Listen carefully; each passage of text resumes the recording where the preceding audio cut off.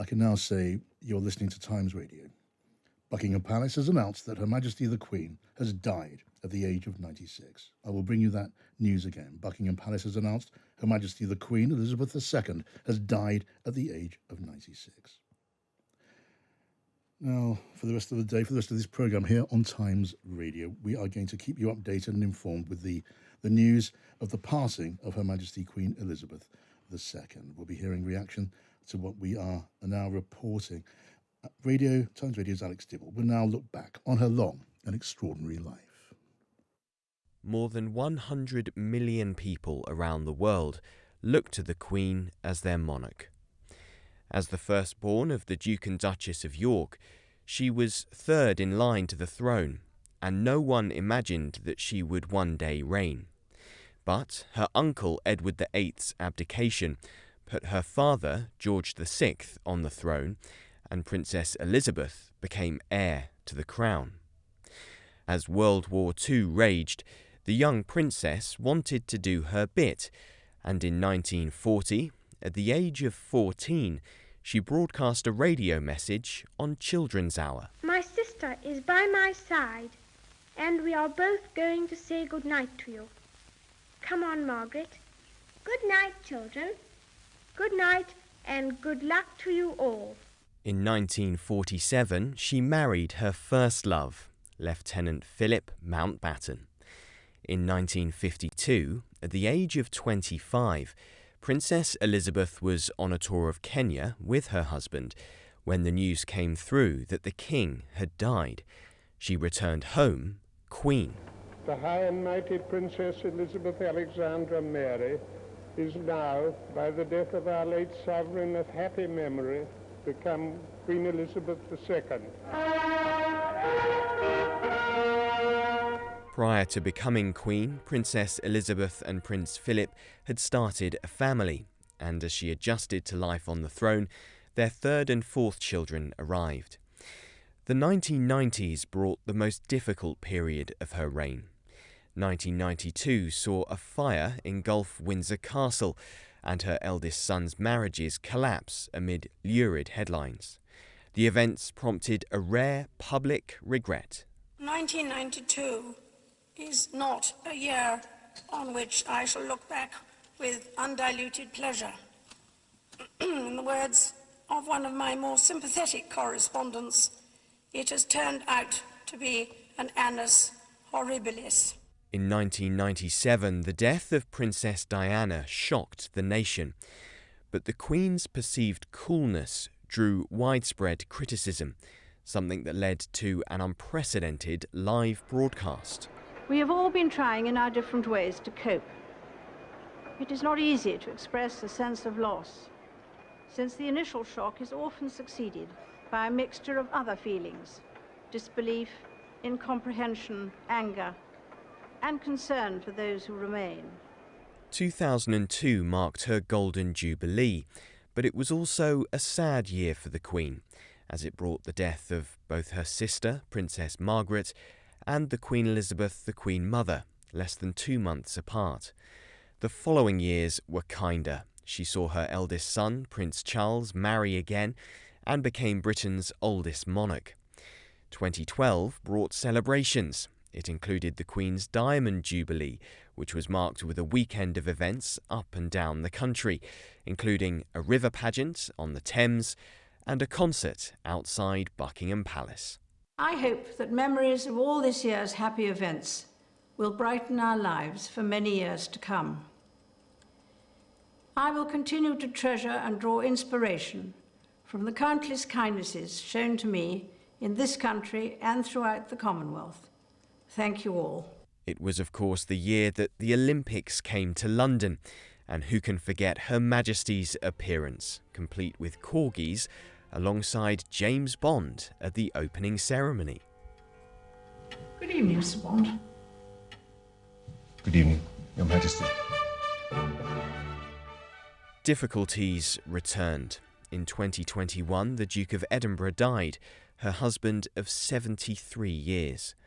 Prince Andrew's personal life drew unwanted attention, and there were rifts within the royal family, centring on the Duke and Duchess of Sussex. The Queen, many felt, hardly put a foot wrong, however, an assessment that has been made of her reign as a whole.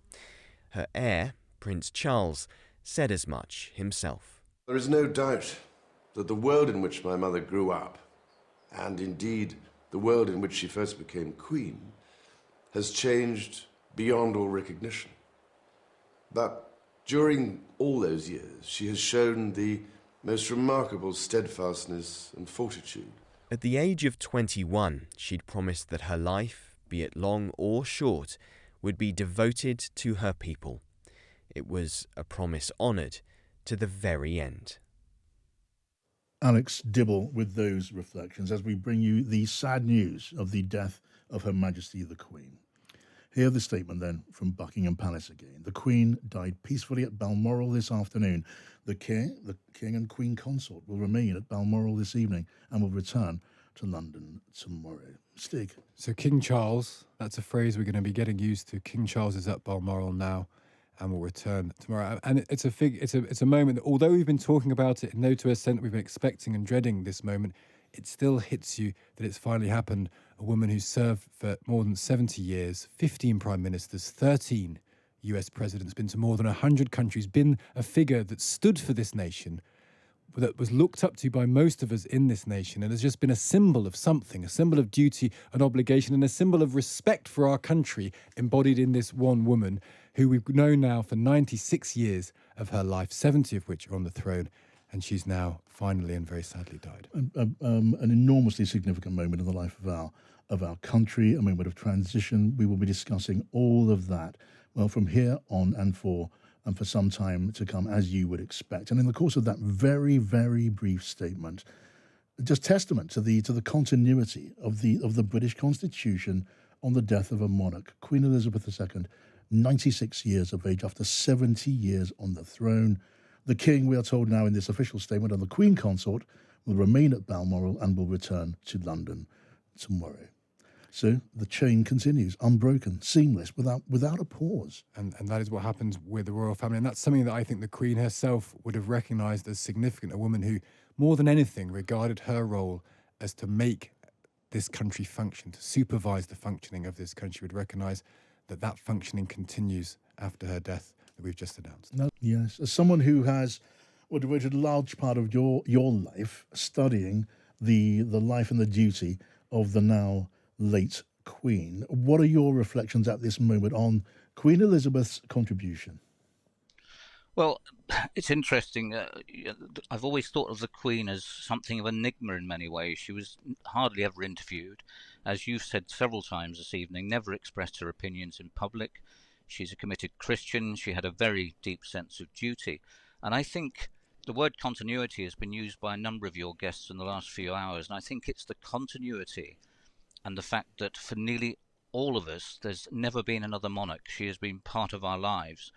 And whether you are in favour of a monarchy or against a monarchy, the very fact that the Queen was there every time you looked at a banknote or put your hand in your pocket and pulled some coins out. And I think what she's done, she's brought the monarchy through the period of immense social change in Great Britain. She came to the throne when the empire was still pretty much intact, when the establishment was looked up to with a lot of respect by people, and over the years there's been nothing short of a revolution in British life, and yet the monarchy is still there and is still pretty much as strong as it was when she came to the throne. And I'm really keen to get your thoughts on this, Nick. I mean, one of the many ideas and thoughts that will be, I think, mulled over after this evening's sad announcement of the passing of our late Queen is the question of duty. Because tell us the story, take us back to the time, because the Queen came to the throne when she was not expected, at the earlier stage of her life, to do anything of the sort. That did not seem to be her destiny. No, it didn't. And even when the abdication happened in 1936 and Edward VIII stood down and the Queen's father became George VI, it wasn't a certainty that she would become Queen then, because bear in mind that her mother was only 36 at the time that the abdication took place. It was perfectly possible a brother might have been born who would take precedence in the line of succession, because as the law stood then, a male son or a son had precedence over any earlier born girls. So she remained heir presumptive rather than heir apparent, really, until very soon before, well, certainly when she married the Duke of Edinburgh. It was around that sort of time that the realization that she would be on the throne. But for many years, she once was interviewed or once told somebody that her ambition in life when she was growing up was to become a lady in the country with lots of dogs and horses. Yeah. And I suppose in one way she sort of achieved at least part of that. And just staying there with this idea of duty and duty fulfilled, I wonder what is your thought on this? The notion of duty, the way that this queen devoted her life to her duty to the country as the monarch of the United Kingdom. How far did it, do you believe, have its roots in that time when her uncle was, against his will, clearly driven to abdication, and then broke the chain that she devoted the rest of her life to keeping intact? Well, it certainly hit her mother very hard indeed, and the Queen Mother as she later became, and never made it up with the Duke of Windsor as he later became, the earlier Edward VIII. But I think that had a massive effect on her, because her father, George VI, was an extremely shy and retiring man, and he found it very difficult becoming king. And I think she was growing up as a teenager at a time when he was struggling with the whole concept of monarchy, because again, he'd never expected to become king. He'd assumed that he would be his elder brother would become king. But she laid out her table, if you like, back in 1947 in that broadcast she made from South Africa when she was there with her parents, pledging her life to what she referred to as the people of the empire. And I think she saw everything on the basis of duty. She was from a generation, I think, that was very stoical.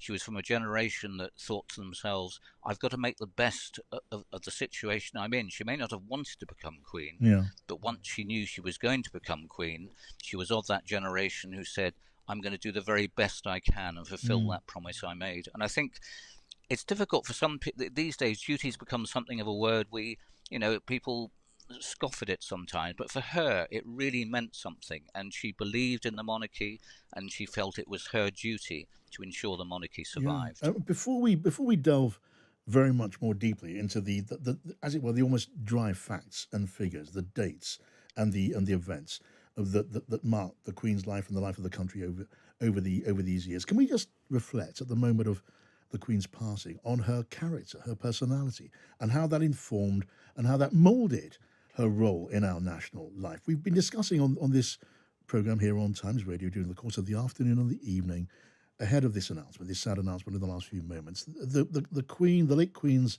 sense of humour, the way she bore her duties with such a light touch. How important was that to the function that she performed, at times so onerous, in keeping the show on the road, Nick? Well, her sense of humour has come up many times, and apparently she was a very gifted mimic. And private parties, when the private guests were at the various dinners that she held, she used to have them in stitches with her ability to mimic other people.